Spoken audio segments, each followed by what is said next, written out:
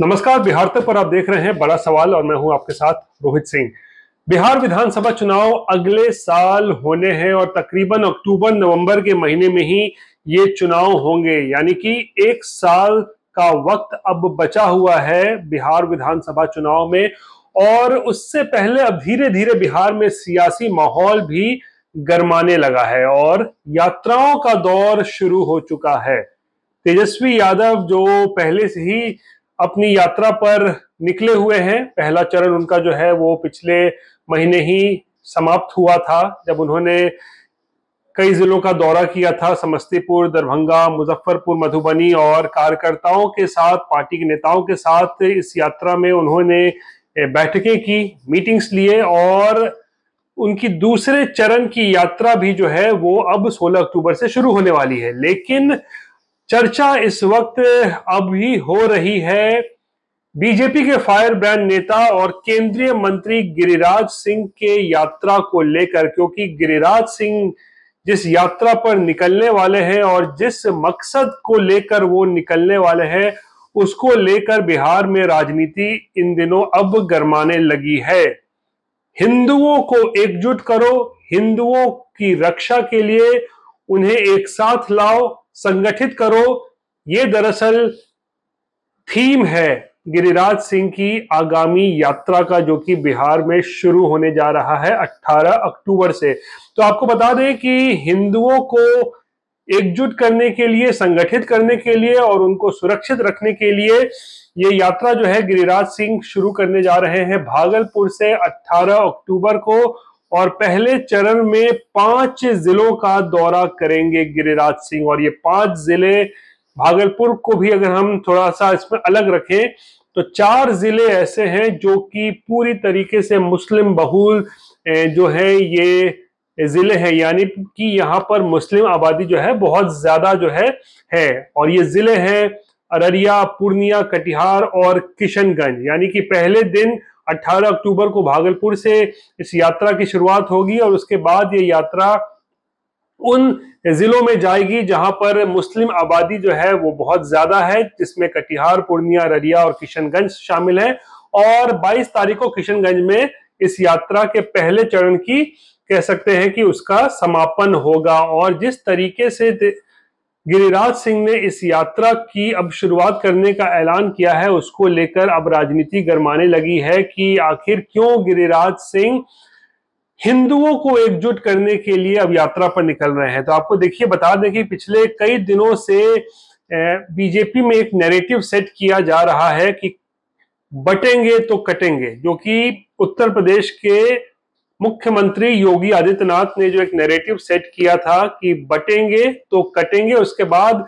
कई बीजेपी के जो नेता हैं वो इसी जो कह सकते हैं नैरेटिव के आसपास जो है अपनी बातें कहते नजर आ रहे हैं। और अभी हाल के दिनों में हरियाणा में जैसे ही बीजेपी की जबरदस्त चुनावी जीत हुई, उसके बाद गिरिराज सिंह ने इस चुनाव को दरअसल जोड़ दिया, उन्होंने हरियाणा के चुनाव से जोड़ दिया और कहा कि हिंदू एकजुट रहे, हिंदू बटे नहीं, और इसी कारण से जो है हरियाणा में जीत हुई। यानी कि जो जाति के आधार पर हिंदू को बांटने की कोशिश की जाती है, वैसा नहीं हुआ। हिंदू संगठित रहे, हिंदू एकजुट रहे, और इसीलिए हरियाणा में जो चुनावी नतीजे आए वो अलग आए, हिंदू नहीं बटे, और इसीलिए बीजेपी की वहां पर बम्पर जीत हुई। और अब इसी नैरेटिव को लेकर गिरिराज सिंह आगे बढ़ रहे हैं। बिहार में भी जो है वो चाह रहे हैं कि हिंदू एकजुट हो, और दरअसल दलील ये दी जा रही है कि बांग्लादेश में जिस तरीके से बहन बेटियां जो है वो सुरक्षित नहीं है, उन पर अत्याचार होता है, वैसे हालात बिहार में ना पैदा हो, देश में पैदा ना हो, खासकर बिहार की हम बात कर रहे हैं। तो इसीलिए आतताइयों से बचाने के लिए गिरिराज सिंह इस यात्रा पर निकल रहे हैं, ताकि हिंदुओं को एकजुट किया जाए और ताकि कट्टरपंथी जो है वो कोई ऐसा गलत काम ना करे। इसको लेकर जो है इस यात्रा पर गिरिराज सिंह निकल रहे हैं, जिसका नाम ही है हिंदू स्वाभिमान यात्रा। अब यात्राओं का दौर बिहार में शुरू हो चुका है। तेजस्वी यादव की यात्रा उसके बाद अब जो चल रही है, एक तरीके से कहें तो गिरिराज सिंह की यात्रा भी निकलने वाली है। पहले चरण में मुस्लिम बहुल इलाकों का दौरा करने वाले हैं और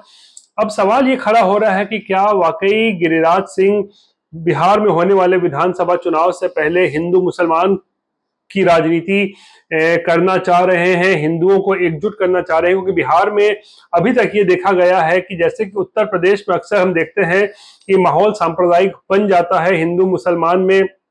जो है वो कहीं ना कहीं राजनीति जो है देखने को मिलती है, लेकिन बिहार में ऐसा नहीं होता है क्योंकि बिहार में जाति आधारित जो है वो राजनीति बहुत ज्यादा हावी है, यानी कि धर्म के आधार पर यहाँ पर राजनीति बहुत ही कम देखने को मिलता है। तो ऐसे में क्या गिरिराज सिंह की कोशिश है, क्या बीजेपी की कोशिश है कि बिहार में भी जो है वो हिंदू जाति के आधार पर ना बटे, क्योंकि जैसे ही जाति के आधार पर बटेंगे तो इससे बीजेपी को नुकसान होता है और आरजेडी को इसका फायदा मिलता है। बहुत सारे दल जो हैं वो जाति आधारित जो है उनको अगर वोटिंग होती है तो उनका फायदा मिलता है। इसीलिए बीजेपी की अब कोशिश है कि बिहार में जाति के आधार पर